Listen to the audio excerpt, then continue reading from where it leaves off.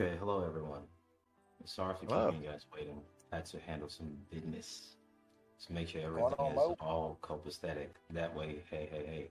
That way I don't have to keep pausing and saying, hey, give me a second. So just doing all that. That way when I come here, we can dedicate all the time. Cool. So welcome everyone. Hope your day has been going well so far. And well, let's get to it. Let me start by sharing my tab here. So there are a few things that we didn't finish going over during the last month's meeting. So some of that is the way to do appeal. So there's regular appeal, which is by right, automatic that anyone can do. Then there's interlocutory appeal, which there are conditions based on limitation of circumstances, such as emergency situation, injunction, child support related matter, or housing or financial matter. And then there's the third type of appeal, which is the one where you basically mimic interlocutory appeal. This exists in all states. But the only difference is compared to interlocutory appeal, where there is a fixed requirement of what type of matters can be appealed, you need to first do a motion with the court itself in order to get a ruling that says, yeah, you can appeal this because you don't want to waive the right or you might lose the right since there's a partial decision. So say there are two parties you sued, one of them was dismissed. So instead of waiting for the other party to be dismissed, you don't want to lose the right for the final appeal to say, well, look, you could have appealed that other party before you wait till the case ends. So you need a ruling that says, yes, it's all right. So it's basically an interlocutory appeal, but with a twist and a catch. That's the portion that we're here to speak of, or shall I say continue. So I'll be showing some aspect of it from Wyoming because I also spoke to someone at Wyoming that needed that, and we'll continue with the one in Illinois.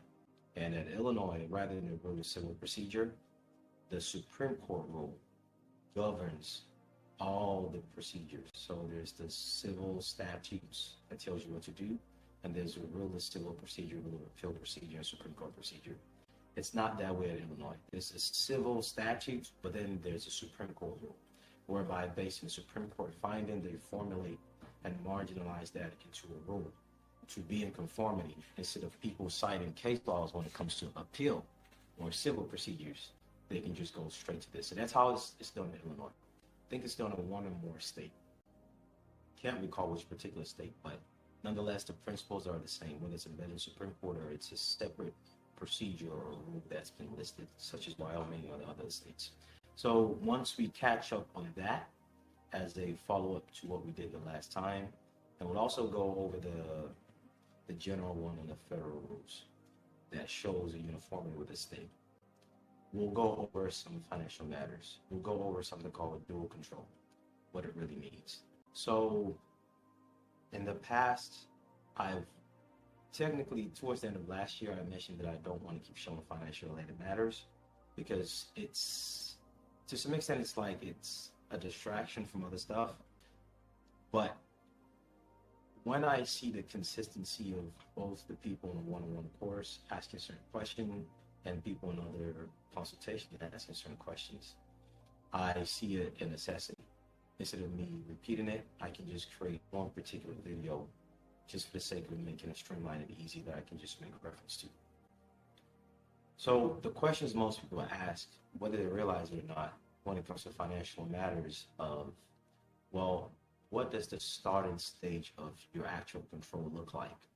It's called the dual control. At some point, those who have reached a certain stage, which all of those people are not here in this meeting, but I'll be pointing into this. Those people have certain preliminary awareness of certain things, but are still a little bit vague. And part of that is the concept of what position do you play in the portal, especially if you're coming in with other people. When I tell them you can do this and you can do that, it kind of confuses them to some extent because there's a limited scope what people think in finance and banking, especially private banking, that it's just a one-way street. It's not. It really isn't. It's as free as most people can ever imagine. And over time, I've mentioned certain things regarding certain documents you receive that you'll have to sign, and some agreement they'll send you to open the vault. So I'll show that here as far as what I can. This is just an extract from about was like a 50-page document. These are the ones that I was patient enough to be able to redact, because the majority of this has the core of what basically acts as private banking. And I will be damned if I show any of that information.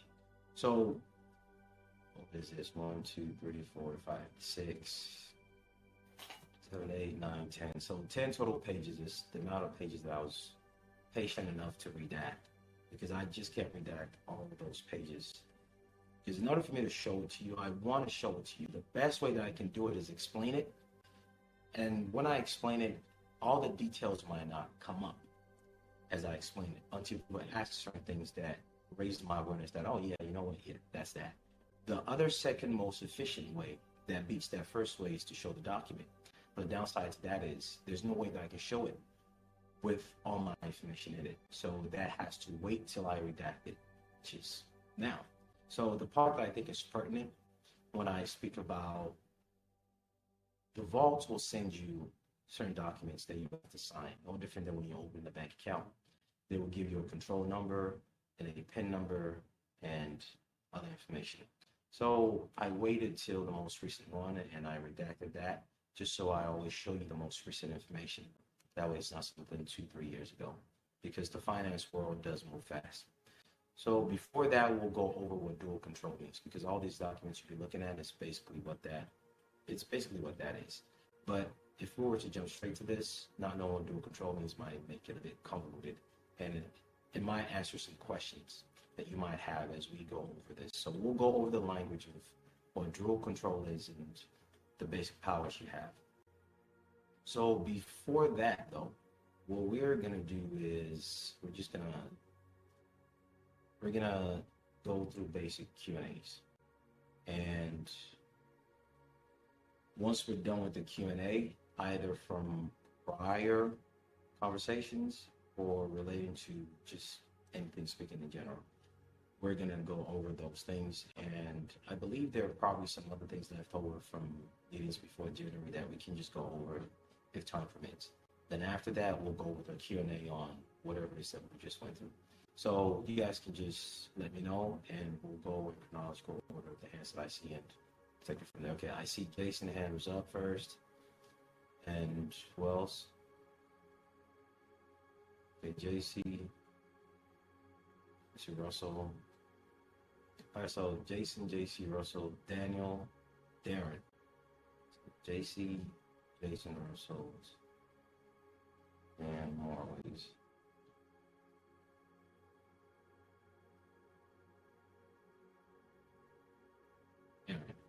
Dan. All right. Okay. Hey, Jason. Hey, Mohammed. Good evening. Thanks for having us tonight. How are you doing? I'm great. How you been? I've been fantastic, man. Just relaxing for the night. Really excited for this meeting. We'll get right into it. I have a question regarding the passport process. I know we have previously discussed what would be needed in a case for me in particular when it comes to my child. And as I'm preparing everything, I wanted to know kind of the necessity of liens, certain portions of the explanatory statement, and how important that is when it comes to putting to use this thing called, you refer to it as non-citizen national certificate, if that's important at all. Because I just need to gauge the level of complexity I'd need to engage in this just to get a passport for my child. So to get the passport for your child, the lien is something that I do recommend, but just like with your case, the lien you will be putting for your child should perfectly match whatever it is that you have on your own record. That's the main thing they look at. For the most part, if it does not match, you should make sure that it does not align with the information that you have in that county. So this is what I mean. So you create the private birth record, you have whatever name you have for your child, you have the address associated with it, say PO box. Make sure that matches. If you don't do it that way, then make sure all the information you put there for the child is outside the state. Of course, this is besides the location, the longitude, and latitude of birth that you be providing in that private birth record. And that doesn't matter whether those addresses match with the lien or not.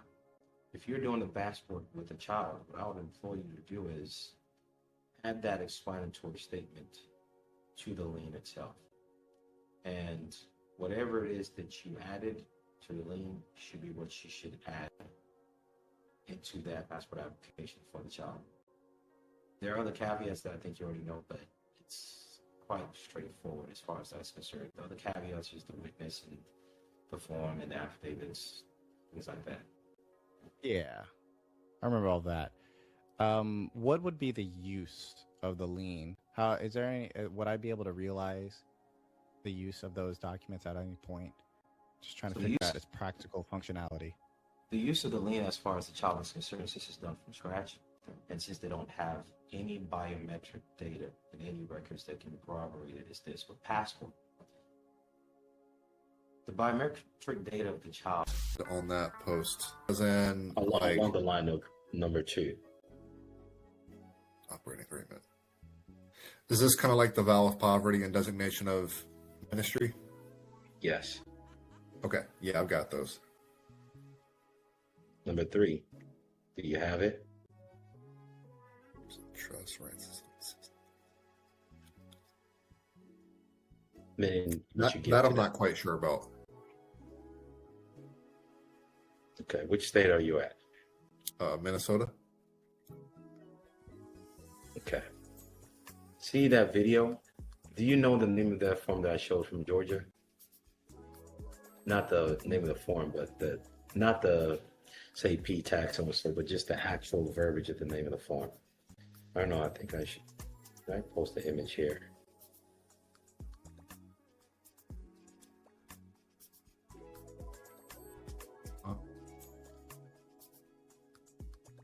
I looked at the form a while ago, yeah, and I found the version of it in Minnesota. Okay. Basically, it's like a refund form in Minnesota. Yes. Yes. That's the affidavit. No, that's the voucher. Oh, okay. So the affidavit is this right here, the trust minute in item number 2. Is that trust minute one of the? Oh, I'm sorry. Go ahead. Yeah. No. Go ahead and ask that because it probably answers this. Is that trust minute referring in number 2 that you're referring to? Is that currently on the website? Is that something on the website? Oh, well, it's any affidavit that basically says, "Hey, I'm making this for the purpose of the trust." It can be the vow of poverty. You can do it that way too. But the thing is, I'm assuming this is a good old record. It's not a self-employment. So if it's not a self-employment, just making it from a regular affidavit. But make the affidavit a trust minute. That basically says all these wages are going to the 508. Just copy the verbiage of vow of poverty. Put it there without using the verb vow of poverty. Or you can leave it there and just use the vow of poverty, up to you. So you take that. These along with the forms that the employee usually fills out are the vouchers that are supposed to be given to you, but most people are not given these forms because they consider a minor or, an underling of the entity detail. So the entity fills it out. So if you found that payment voucher, that's what you will fill out and attach with that 508 and the agreement. Okay. Are you still on track with what's going on here? If something is unclear, let me know. Yeah, so got the 508 operating agreement between the 508 is basically just an affidavit in the form of a trust minute stating that all the wages are going to the 508. and you just attach that along with the form specific to the voucher specific to Minnesota. Yes. You send that to the revenue department. Yeah, we're getting there. Yes. Okay. If I were y'all, I'd also add the pledge card and the gift declaration. So 4, that is where you send to the Department of Revenue. What they will do at that point is they will contact your employer. Normally speaking, HR department is supposed to give you this letter, kind of like how you get a confirmation letter for CP 575, but they will not. But here's a loophole around that. In case any bullshit wants to come up in the future, just tell the HR you want a full, complete copy of the employee file. Simple as that. Okay. So, question on the gift and pledge card, gift declaration and pledge card. I know we do that on like a per pay basis, but would we just edit it to be like a permanent thing for this specific situation? Yes, if you are the one filling the voucher out. So there's a portion towards the beginning that shows a date and a clause of you want it to be per check. You would just make it perpetual. Okay. So are these first 5 steps? Well, for this 5th step, before you send it to, this 4th step before you send it to is typically supposed to be the last, but are these prior ones clear? Yes. Okay. Do you have 6? Yeah, I've got a certification of trust. Okay. But see, the caveat here with certification of trust, remember, certification of trust is used per contract. This particular way of you, when you're doing this, it's the part where it will tell you, on the face of the certification of trust, it would ask, let me open it up one second. I want to show you this is very important, because this is the part that will be audited if worst case comes to worst.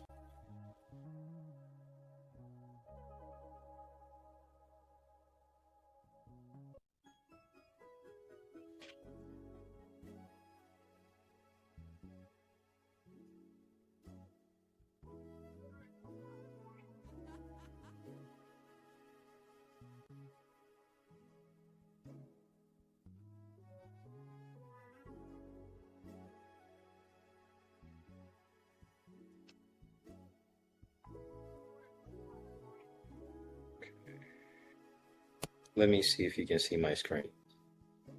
Yeah, I can see it. Okay.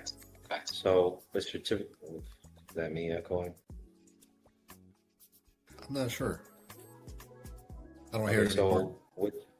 all right, cool. So with the certification of trust, you see all this basic stuff. See this particular part where it says title to the trust property shall be taken as follows. Yeah. You change this, say,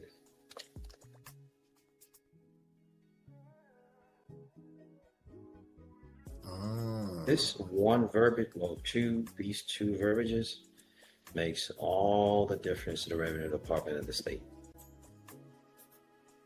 Title, as far as the way you're trying to use it for, is something held by your employer, because they're the one who give you or bestow that title of fill in the blank of manager or whatever. That's their property. On your hand, you would put this, what you care for is a result of that labor, which is the earnings. And you would describe precisely what you prescribed in whatever affidavit you used, whether it's the pledge card or you created something else that just say something along the line of, here's the trust, my labor is going into it. You would merge or copy and paste that here as a description. All this other stuff is just rudimentary, just mundane. The main part that the revenue department of your state cares for is this right here.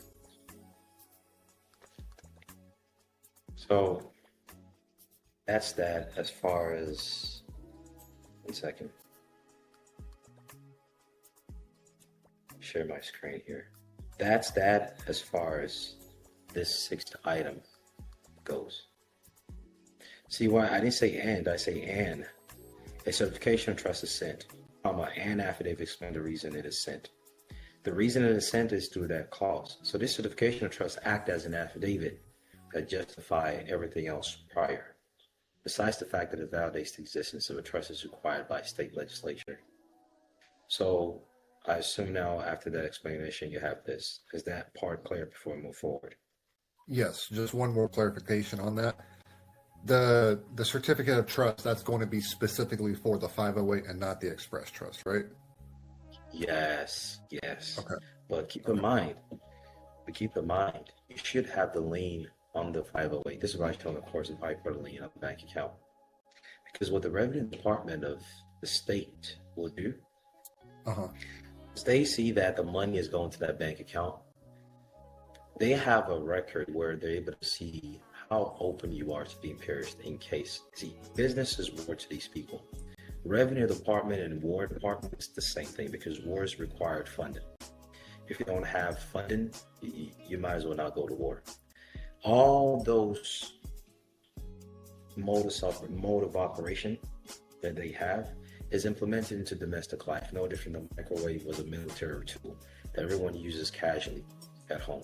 No different than the non-stick pans people was used in the military to fight with tanks in muddy areas and raining environments that people now use every day to cook their egg and bacon, whatever people eat.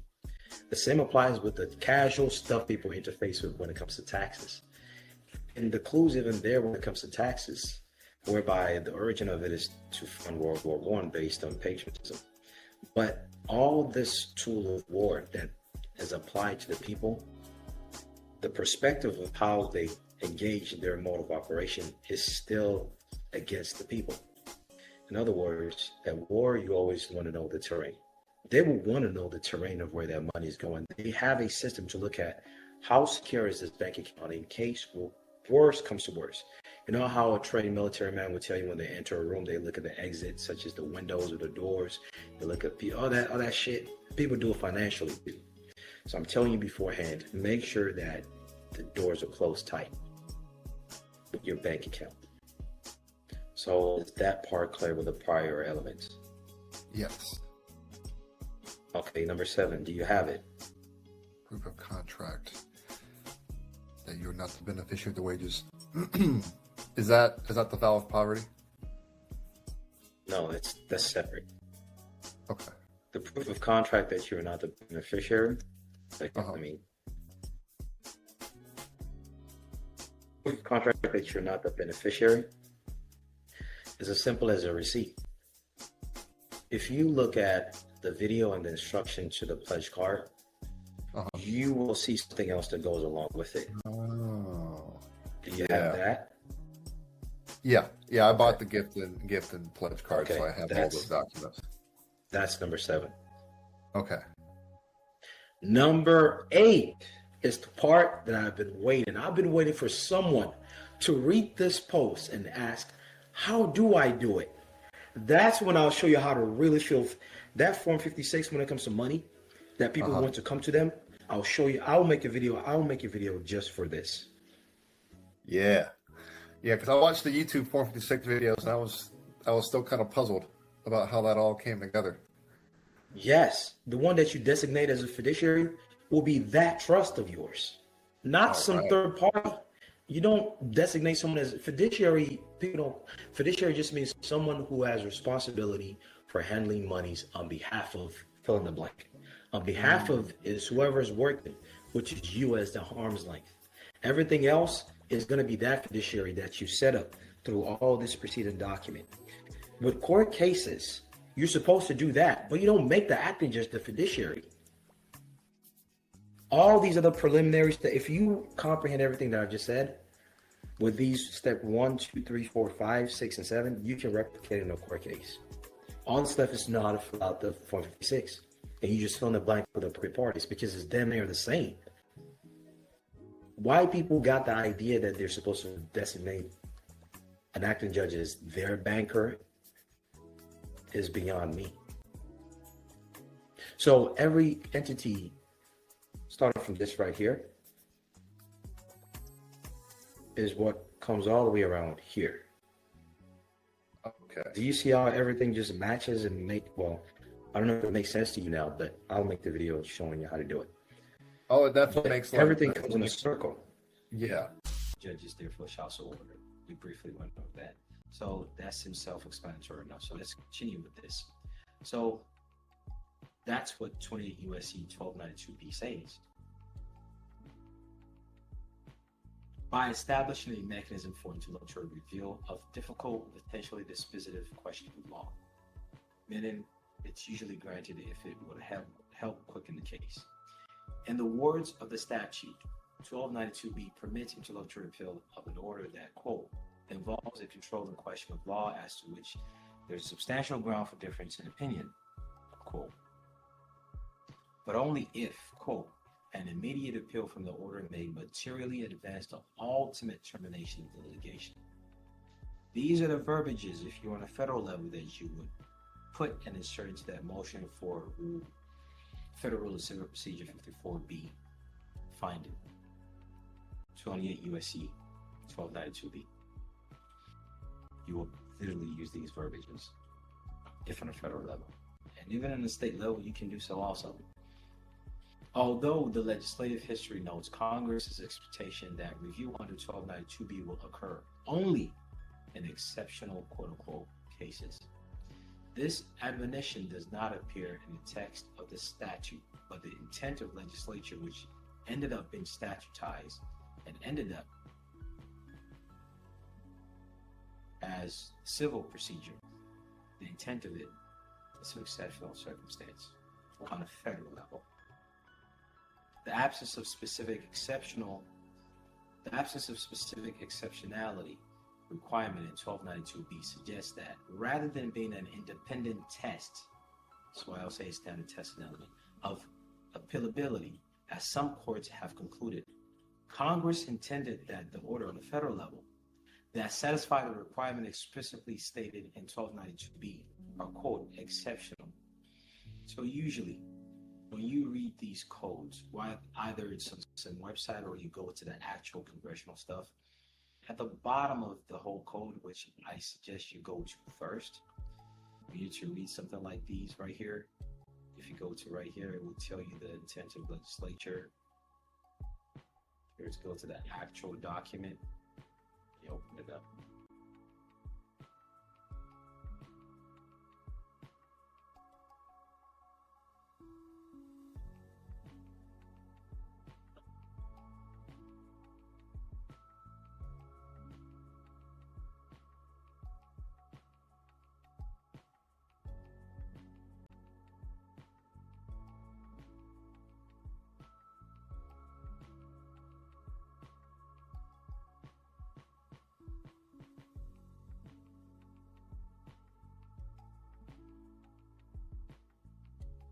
Like this right here, they'll usually tell you what the intent is. Whereas these right here are just a summary to make it short and easier to read. And sometimes not regularly updated, and sometimes they even redact some stuff if you have the eyes to see and you're patient enough to look at it.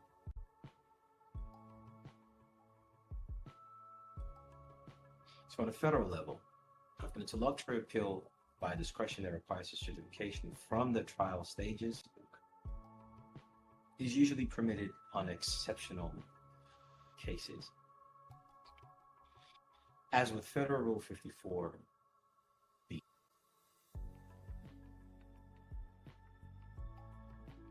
The first step to an appeal under 1292B is certification by a district court that the order in question meets the statutory criteria of 1292B. Section 1292B requires that a certification appears on the order to be appealed, which is what you now take to the appeal court with the notice of appeal 10 days after that order. But this does not mean that a request for certification is not a certiorari to the Supreme Court, just a regular certification that partial order can be appealed while others are pending from the trial stage. But this does not mean that a request for certification must be made before the order is entered by the district court. This does not mean that a request for certification must be made before the order is entered by the court. So you can wait until the order is actually entered before you can start seeking certification, which would be the normal stuff anyway. Most often, a request for certification is made after entry of the order to be appealed, and it is frequently presented in conjunction with a motion for reconsideration. Motion for reconsideration is a separate motion from the certification. Motion for reconsideration is saying, do you mind changing your mind, or you ought to change your mind for this reason? So if you want the acting judge to, in short, state more reason as to why they did something that you want to appeal by discretion, you can pair it up with motion for reconsideration. But then again, on the state level, they usually don't explain it and give case laws as their reasoning like they would on a federal level. And usually, the final judgment usually have more explanation. So if you want more explanation, you would pair this motion for certification, Federal Rules of Civil Procedure 54B, Rule 28, subsection 1229B. You would pair it up with reconsideration motion if you want more explanation, because usually they would deny that, and they will, within based on reconsideration, they will give more reason. If you want them to give more reasons, but I don't want. Usually, you don't want that, because you want us to just say it's been denied that way. You can elaborate on what you say the reason is, and get the other party. Your acceptance of appeal will be a detriment to let them come say you're wrong, but that burden them. So I really want paired up with motion for reconsideration, because then that would limit the confines of what you can say in appeal as to the reason why you were denied, or the reason why that denial should not have come to life. Provided that there is no undue delay between entry of an order and the request for certification, which is a 10-day period. It is entirely proper for a district court to enter an amended order that includes the required certification. The district court's authority to amend an order to include language permitting an interlocutory appeal, consistent with the extraordinary nature of an appeal under 1292B. The showing that is required for certification is not an easy one to make. First, the order to be certified must involve a controlling question of law, quote unquote. This criteria clearly is satisfied when reversal of the order will end litigation. In other words, the motive of what they want is doing this, or accepting or granting this interlocutory appeal by discretion. Is it going to quicken this thing? If it's a yes, they're likely to grant it. But a question of law is properly deemed, quote, controlling when it is, quote, serious to the conduct of the litigation, either practically or legally. Second, the question of law must be one, quote, about which there is substantial ground for difference in opinion, meaning there is a true dispute. And what you're saying truly contradicts the decision made by the acting judge. In other words, what it's saying is you have the right to say the acting judge is wrong. Most people think an order is the end of the world, the end of the acting judge is their God. No, you can say the acting judge is wrong. Otherwise, just a regular appeal wouldn't even exist in the first place. And most cases are actually won through appeal. And because these other trial stages are just there to streamline and make things easy, just filter cases. An existing circuit split about a particular question is one clear indication.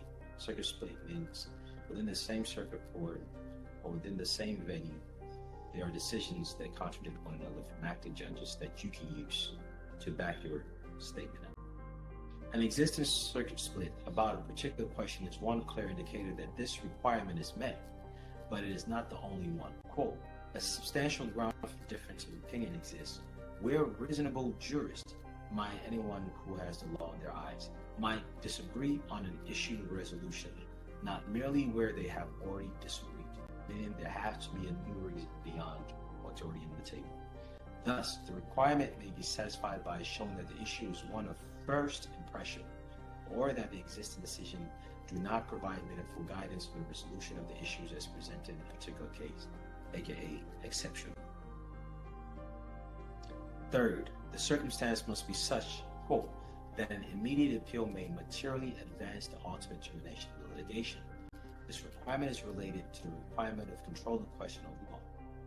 But it is not hard to imagine circumstances in which, quote, the controlling question requirement is satisfied, but the ultimate termination, quote, requirement is not. For example, if an order involving a controlling question of law, and by the way, if you're curious with this question of law, what they're referring to is that each time you do an appeal, you have to present it as a question. Let me open an example of what I've done so you get an idea. So when you see this question of law, this might make things confusing.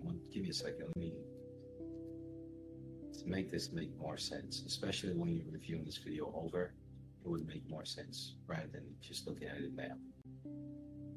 I'll just put it there for the record. In short, whenever you present an appeal, the appeal is done through, of course, a notice of appeal. But the appeal itself is done through something called brief. And then that brief, as required by the rules of appeal, you would have questions of law stated. The table of content would have different things. Let me have it open here 1 second. There's certain criteria you have to, like in a regular case, you first state jurisdiction and venue as the two headed. And then you state the parties, then the material fact, then the counts, then the relief sought, usually speaking. Well, for appeal, the standard of hierarchy is you have to do a jurisdictional statement, followed by a statement of the issue, followed by the statement of the case.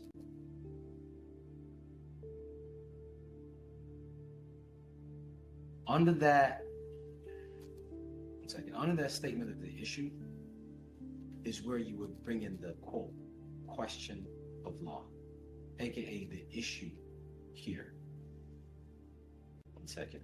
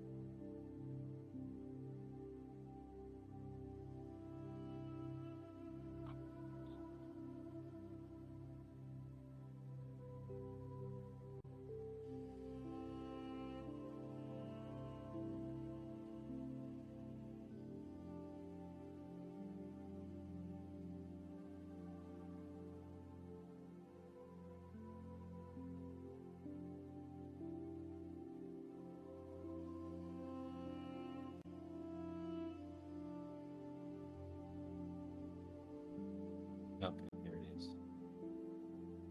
Let me share the screen.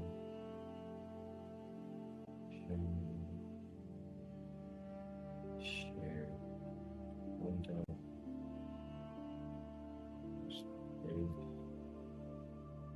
The question of law that they're referring to here is something like this. Statement of the issue.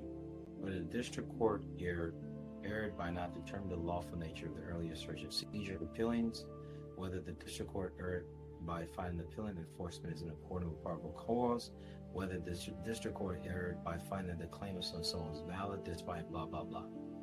Those are the question of law that is being referred to, that you would put up in the appeal itself to basically determine whether the decision is to your favor or not.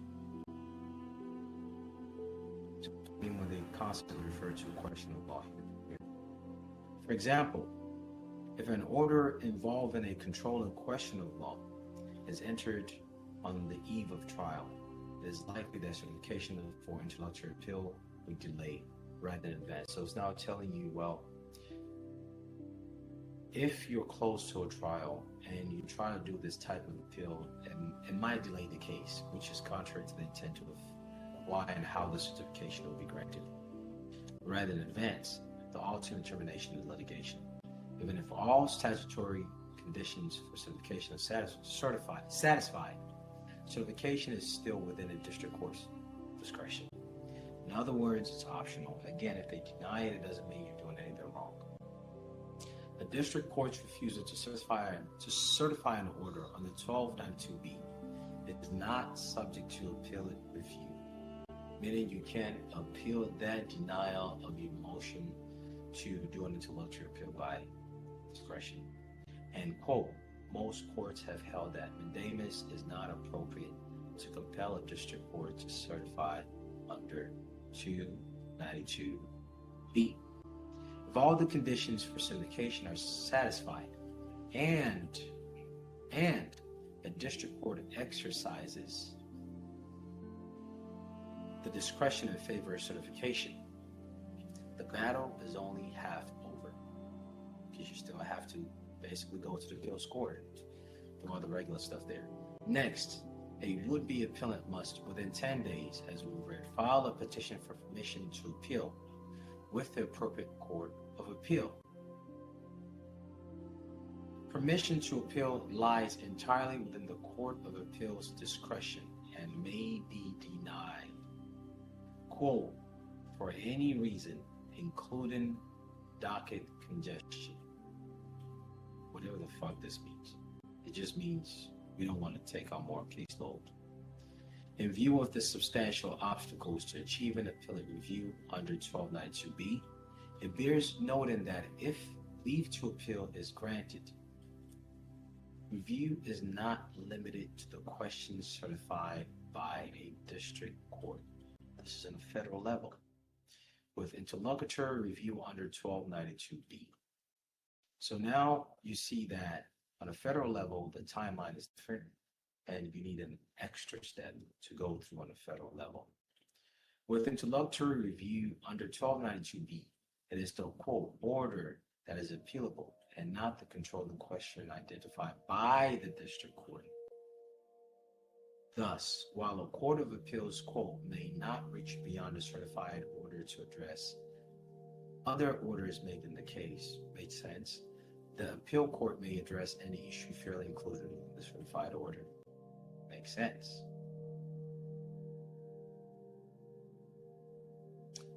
This then speaks about class action. If you're about to do the same thing in class action, that's what the rest speaks about. So I'll be uploading this particular PDF also. So I'm not the one who made it. This is the one who made it. So I'll be uploading this. And there's the federal rule involved as far as the civil procedure. One moment here. If there is something else. Was there?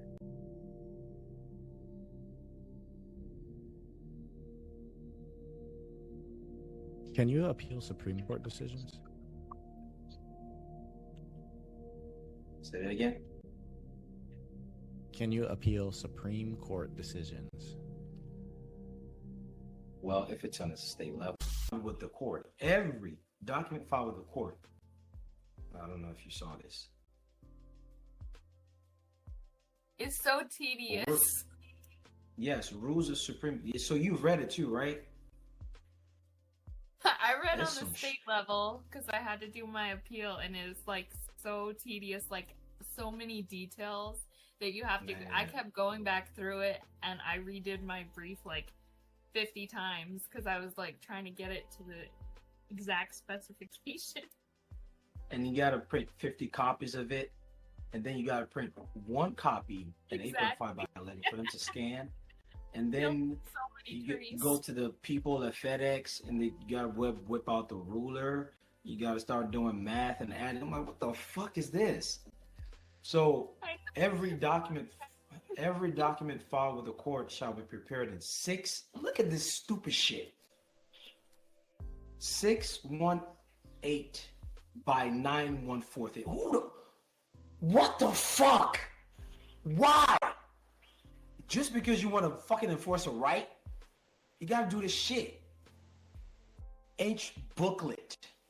And this is one thing that I think for those who follow the Moorish Science Temple, if you ever paid attention to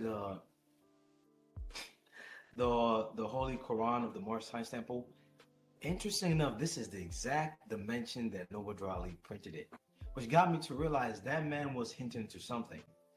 But if you want to know what this is, go find the Holy Quran from the Moorish Science Temple of America. This is the exact ratio. It perfectly fits it. Format using a standard. This is the other part that just standard typesetting process. Who the fuck knows this shit? What is this? Hot metal, photo composition, computing typesetting to produce text printed in typographic as opposed to typewriter. Characters. The process used must produce a clear black and white image. Okay, all right. And then you got to use gloss paper of certain thickness, not just a regular paper. The text of every booklet document, including any appendix to it, shall be typeset century family, which is what the Supreme Court wants you to use. Okay, man, you can just click and select this on Microsoft Word or LibreOffice. 12 point, 2 point, okay, all right. And then when you quote, you got to indent it. When you quote stuff, instead of it beginning like, so this is the regular sentence, so happened, when you want to quote a case law, you got to indent it to kind of start right here. And then the footnote has to be a certain inch. But after all the damn headache, I eventually found a template for it, whereby you can just do this. So I have the template for this for the Supreme Court. So as you just type, instead of opening up a regular Word and typing it and then printing it and fucking it up, or sending it to FedEx and some idiot over there doesn't comprehend how to do basic math, which honestly, everyone is an idiot when it comes to this shit. Whoever in their life wakes up and say, you know what, I'm gonna file a paper or open something up and make it a 6.618 by 9/1/4. And keep in mind, it's a booklet. This is not just a one-page document. You have to now fold it. When you fold it, it has to be a ratio. It's wild. And then the first cover page has to say the Supreme Court is so and so, and then it has to have a certain format on it. And then you have to leave the back of that, when you flip it, you have to leave it blank. And then the page after that, you have to start with the table of content. All that shit is like, God damn. And the thickness of the paper, it cannot be a regular paper. It has to be, let me see if I can find it here. They're like, if you master this, you deserve to win. Man, yes, you do. And see, the thing is, these people know the Supreme Court, once you bring a constitutional issue, it's, if you are at a point where you're there, chances are you're gonna win. Even though the acceptance of Supreme Court cases are also discretionary, which is another world of how to get it. You're likely gonna win. So what is the loophole for the average man or woman? By the way, when I printed mine, it cost me like $1,500 to get all the copies. How many people are gonna be willing to do that? When most people are willing to look for a fee waiver on a regular level, let alone Supreme Court. And then you got to file $400 for the filing fee. And then you got to do it within a specific period of time. 1 second, let me see.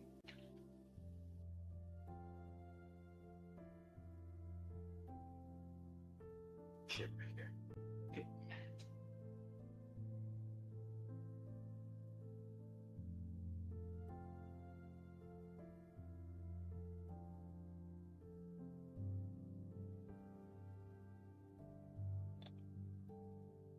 A certain term they use for it.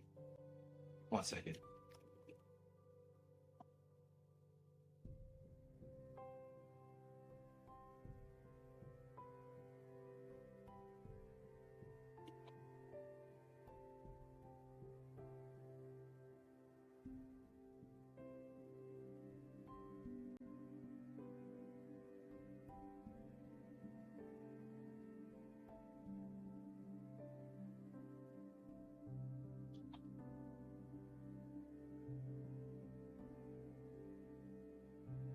I don't know what particular portion. In fact, I have a summary of this. I got so frustrated when I was doing mine that I had to create a summary cheat sheet for it. Let me see if I can let me dig into my file real quick if it's not going to take too long. Let me bring it up here. Let's see if I can share it so you can see all the summary of the sections, all this shit.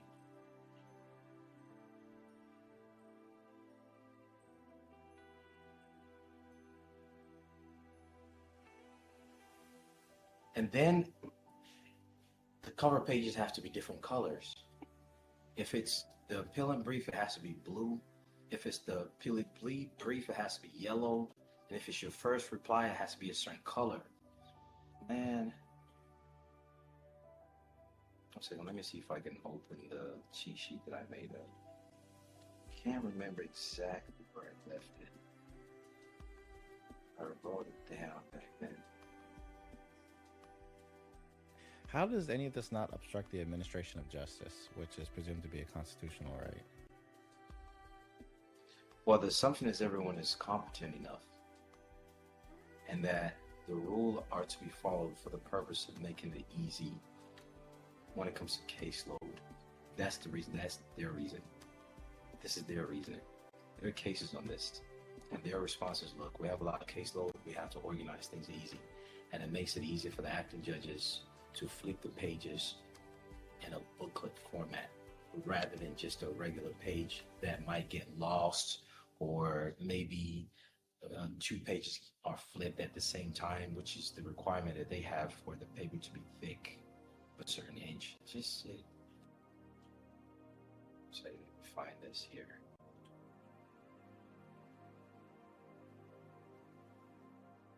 That's what I was going to say. You can basically trace everything back to, like, they expect us to be competent, and then everything else just has to make sense. Yeah. Yep.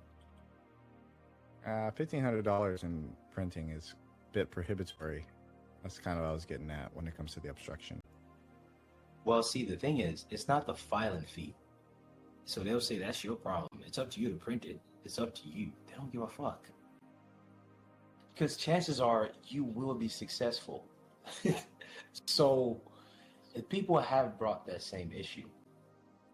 And I think there are actually portions of it that prevent you from actually filing all those copies here within the Supreme Court rule. So they actually have that exception. But the thing is, I don't want to do that because I don't want to give them any excuse to sit. Because there's always this silent thing that they have going on that, okay, we did you this favor, so we're going to get back at you with this one. They do that stuff. It's a very real thing. It sounds kind of petty, but it happens. So I just print it out anyway.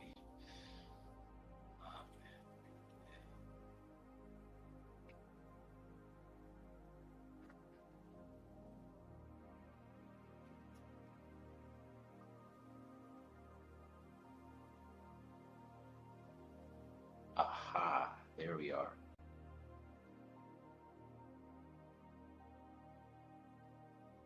Okay. So this is one of them.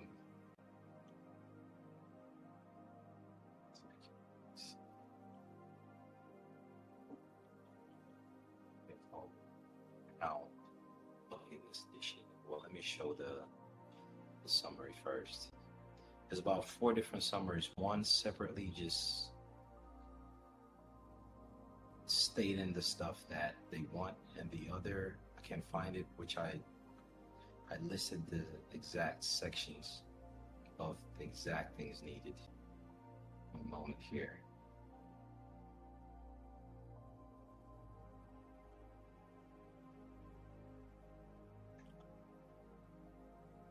So this one is just the general stuff of the general requirement. Cover page, the first page has to be 65-pound text paper unglazed. Stupid shit like this. It has to be the same as the last page. The inner pages has to be 60-pound text paper unglazed. It has to be booklet size 6, 18 by 9, blah, blah, blah. So you have to find a regular paper that's 12 by... So when you go to, say, FedEx, you must tell these idiots if... I did this shit like 3 times, and the dumbasses there printed all the copies on different size papers. I'm like, God damn it, gotta do this shit all over again. So when you go there, I realize you got to speak their language, which is you tell the FedEx employee, whatever, whoever, that look, I need you to do this on a 12 by quarter page, 12 1/4 by 9 1/4, because I need it at the end of the day to fold into a booklet that will be 618 by 914. Don't tell them you want to do a 618 by 914. They will do it completely different. Tell them this right here, that you want that to be folded into this size. Then they get it. The document attaches the document attaches the template here. So blah, blah, blah. And it has to be 3/4 margin, it has to be saddle stitched. You do not staple it. And if you do staple it, it's an exception, blah, blah, but it has to be saddle stitched. It has to be 40 copies total. And you printed both sides. Oh, by the way, this is the instruction that I sent to them when I emailed them. So what I did is I went en masse. I found all the printing stuff, 2 states, in my whole environment in 2 states that I can travel to within like a 50-mile radius. And this is the template email. This is what I need. This is a total page. These are the requirements. We need it done in 3 days. You'll be able to do it. Please provide quote. You gotta do that shit. It took me like a month to read this. It was kind of frustrating, but at the end of the day, there's another document that I have that lists the specific section of the stuff. But dumb shit like this, Rule 33, documents preparation. Every booklet format document shall be produced. Crazy. Let's say 60-pound paper. That's crazy, dog. Well, not the weight of it. It's kind of like the texture of it. And that's another thing. You got to learn this stuff. I actually, when I first read this, I thought they were referring to the weight. But did you know weight of paper is just what it feels like? This one page. It's the secret to your life in that portal. They'll give you a color ID and a personal identification number. This personal identification number and this color ID is the user and password to the portal. And this stuff that a lot of people want to see, authorization limit, amount per wire that you can initiate and verify. 9999 999 999. Maximum daily total. In a day, this is the amount that you can send to yourself and extract from that thing that you've been doing. All these headaches. 9999 999 999. Wire initiation is you will send it from one of your trusts. Verification is one of your other trusts who's taking it will accept it. Outgoing, incoming. To end of the ledger. So because of time, we're gonna go, and by the way, at the bottom of this, they would send you that good old thing people talk about with the coupon at the bottom. See, what most people look for is that coupon, that day that they sign that coupon and they go, I've cleared and it made the money. The day that you see this in front of you with see that phone number here, when that article talks about, let me see, which article is it? This one that speaks about, you can call this calling of the receipt and they tell you it's not a phone. It's the same calling that when you see phone here in the financial instrument, it's not a phone number. It's something else that they're referring to. This right here is how all the other holder and view courses will be able to identify you. And then right here, no different than a signature card that you sign when you open a bank account, you do the same for that. Once you do that, you send it in. This is it. You would tear the bottom off. Let me go to the top. Here it says, you see where it tells you, please sign, detach and return this portion of the document in the enclosed envelope. Send you a prepaid envelope. This right here is that thing many people say they've been looking for. See, all the bills people see and stuff, mimics this. Once you have this portal, at that point, all you have to do is just detach that bottom and send it through this control number and take the information and enter into the portal. And you'd be good to go. That's how you do it if you have the access to the internal system. If you don't have access to the internal system, with that bill, you would tear the bottom and do forms and stuff. But the way you initiate your own banking is you detach it, you sign it, and you send it using the prepaid envelope they give you. So once you detach it, you do the other stuff, you sign it, blah, blah, blah.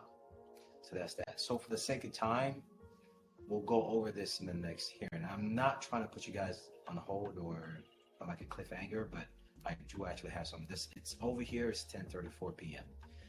It's kind of a long time. We spent almost 4 hours doing this. So I'll take one question for each of you and we'll call it a day and we'll start it later. So I see JC's hand, then Jason. No. Jason's hand, then JC, then Russell. Hey, Jason, one question so we can wrap it up.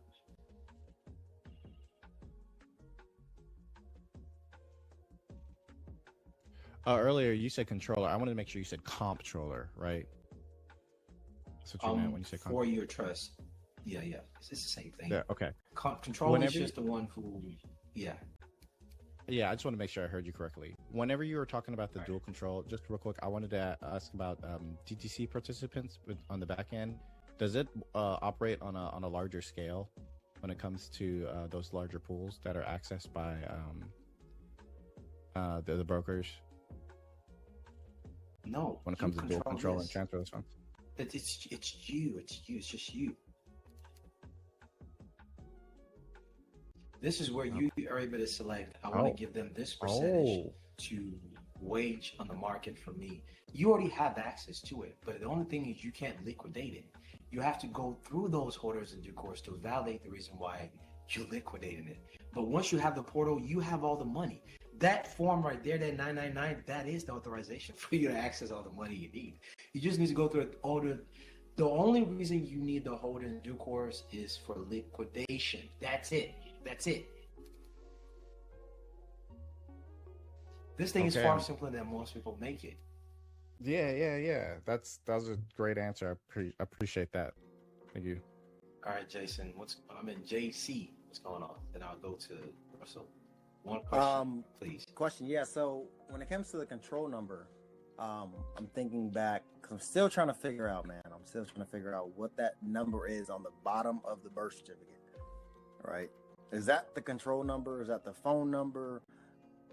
Like, I'm just trying to. I don't know why. For yours, put a name. That's the control number. That's the stuff that's not supposed to be there. That's what I'm saying. That birth certificate of yours, you're not supposed to have that.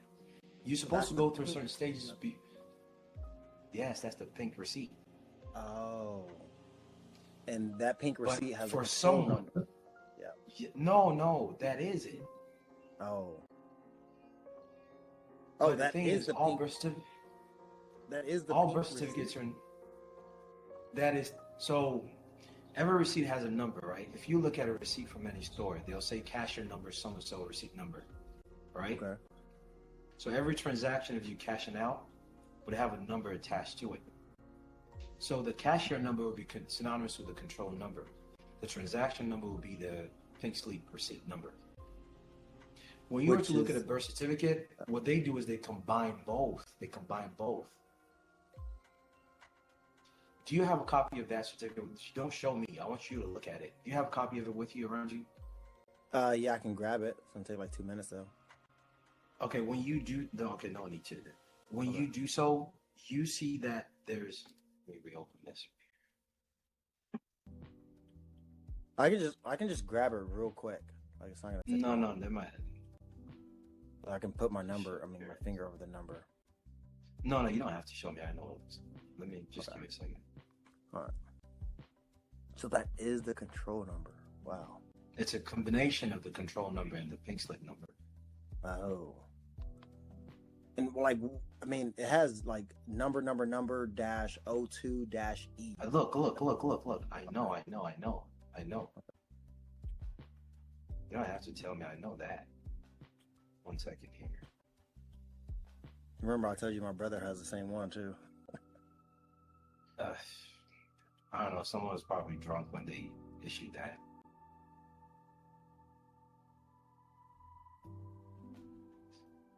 So that right there on your receipt will be a combination of the caller ID dash the identification pin dash the phone dash the control. So Then that's why there's there's dashes in it. Yes, yes, yes. Oh. That's what I'm saying. You're